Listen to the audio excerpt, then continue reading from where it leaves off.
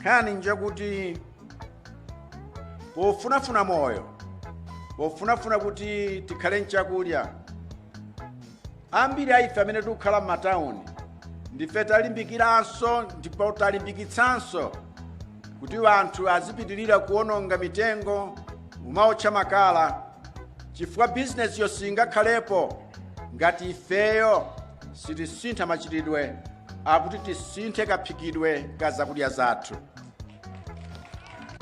Nkhani yafenereza ndakufotokozerani kuti ngakhale mapezedwe ake chaka chino akhala achabechabe, koma tayesetsa kuti pologalamuyo isafe ithekebe.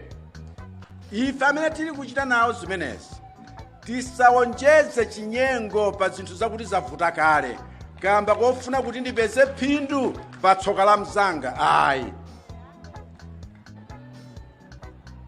chimodzimodzi nkhani ya chakudyayi kuti chimanga chipezeke, ngati madera wena mpaka pano sanayambe tionetsetse kuti wina asapitidwe. Ayi, chimene chafikacho chigawidwe mwa chilungamo, osati wina azuze mzake kamba kakuti mchimanga chaulere.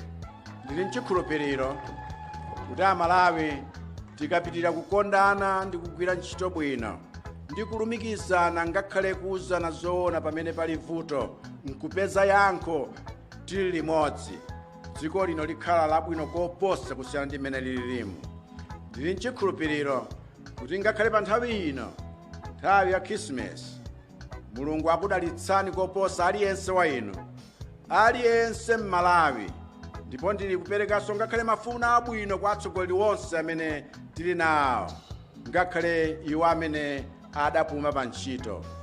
President Joyce Banda alipo, President Muluzi alipo, President Peter Mutharika alipo, wonsewa tiwafunira mafuno abwino koposa wonse ku Malawi kuno pa nthawi ngati ino. Ikhale nthawi ya chimwemwe, nthawi ya mtendere, nthawi yofunirana mafuno abwino, nthawi yokozanso dziko lathu. Ambuye akudalitseni nonse. Zikomo kwambiri. Zikomo.